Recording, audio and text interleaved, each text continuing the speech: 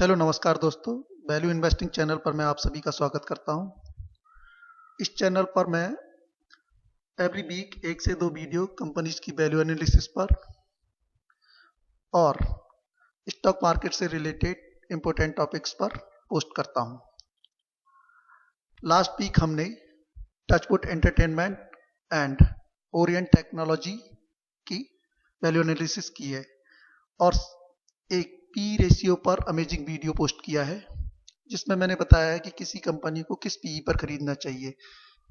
किसी भी कंपनी को किसी पीई की रेंज पर नहीं, बल्कि उसकी ग्रोथ के रेस्पेक्टिव में क्या वैल्यू होनी चाहिए उस पर खरीदना चाहिए। मैं चाहूंगा कि आप ये वीडियो देखें। मैंने तीनों वीडियो की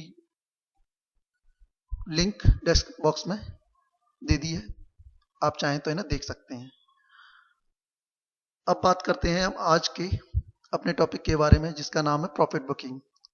तो प्रॉफिट बुकिंग एक इन्वेस्टमेंट में एक ऐसा डिसीजन है और सबसे ज्यादा मुश्किल डिसीजन है किसी भी इन्वेस्टर के लिए कि हमें कब किसी स्टॉक को बेचना चाहिए। दोनों ही केस में ये बहुत ही मुश्किल डिसीजन है, जब स्टॉक ऊपर जा रहा हो या स्टॉक नीचे जा रहा हो। ऊपर जाते समय ये डर लगता है कि कहीं हमारे बेचते ही ये और ऊपर ना चला जाए, नीचे जाते समय ये डर लगता है कि कहीं हमारे बेचते ही रिकवर होना शुरू ना हो जाए और हम लॉस में चले जाएं। और स्टॉक ना डिफरेंट कैटेगरी के होते हैं, उनका नेचर अलग अलग होता है। सभी स्टॉक का नेचर एक नहीं है, तो उनका प्रॉफिट बुकिंग का तरीका भी एक ही नहीं है। तो इस बेसिस पर हमने अपने स्टॉक्स को 5 कैटेगरी में डिवाइड किया है और उनके 5 different unique profit booking base भी डिकोड किए हैं। तो आज हम इनको अनकवर करते हैं इस वीडियो के माध्यम से।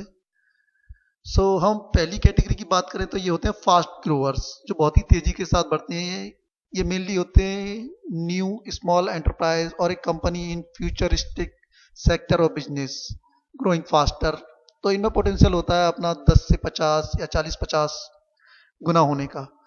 एग्जाम्पल में अगर देखें तो ईबी सेक्टर है, अभी सेमीकंडक्टर या टेक्नोलॉजी की जो कंपनियां हैं, छोटी कंपनियां, वो 10 से 50 बेगर हो सकती हैं।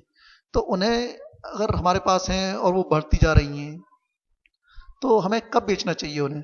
तो हमें उन कंपनियों को जब बेच देना चाहिए जब उनका पी, जो उनकी ग्रोथ है, प्रोजेक्शन है, उससे 2 गुने से ऊपर चला जाए तो उसे बेच देना चाहिए।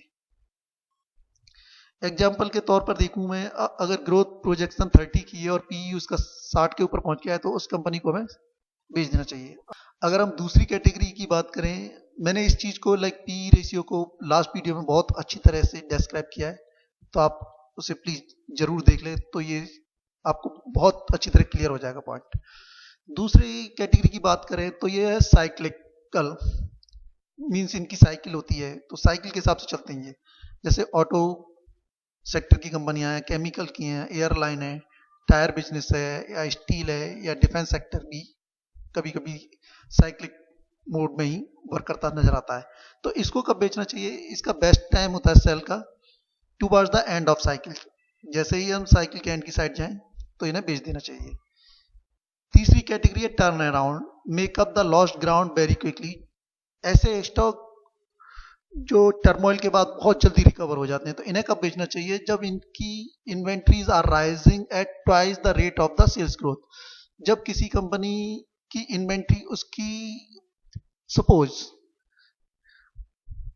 अगर सेल्स ग्रोथ बढ़ रही है अपनी 50% के रेट से, जबकि इन्वेंट्री बढ़ रही है उसकी 100% के रेट से, तो उस केस में बेच देना चाहिए। अगर हम एग्जांपल के तौर पर समझें कि एक कंपनी है सपोज, जिसकी सेल्स जो है इंक्रीज हुई 1000 से 1500, बट इन्वेंट्रीज इंक्रीज हुई 100 से 200, तो 100% बढ़ गई।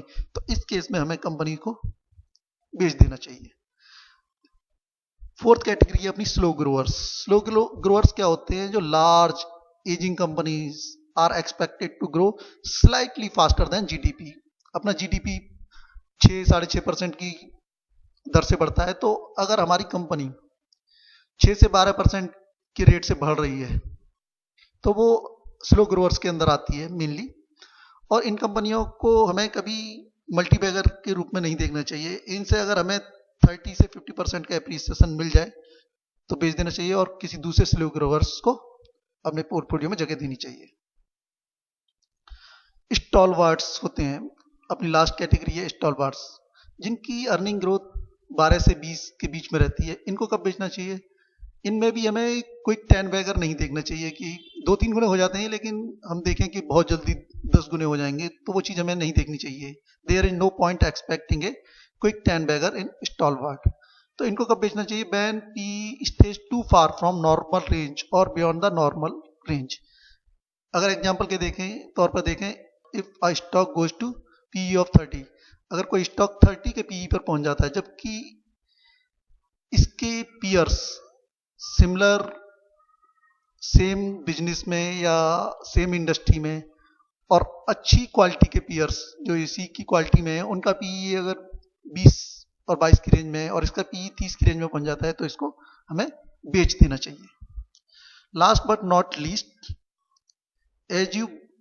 जैसे कि आप चंक्स में शेयर को खरीदते हो थोड़े थोड़े थोड़े, वैसे ही आपको एक हैबिट बनानी चाहिए कि स्टॉक को ना 2 या 3 बैचेज में बेचना चाहिए, ना कि एक बार में।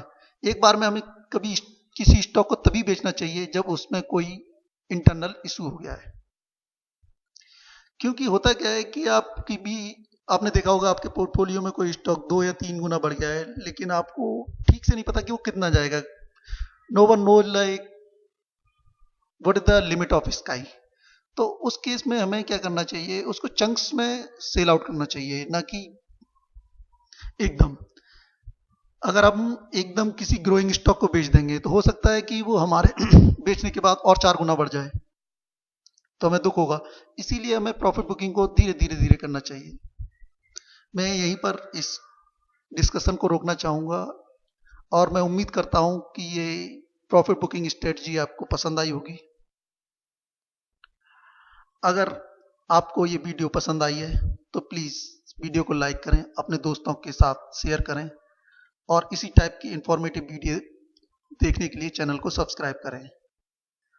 और अगर आप भी चाहते हैं कि हम आपकी किसी फेवरेट कंपनी की वैल्यू एनालिसिस करें तो इसे कमेंट बॉक्स में मेंशन करें।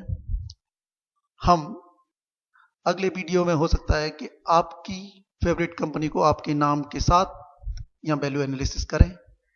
Thanks for watching. मिलते हैं अगले वीडियो में।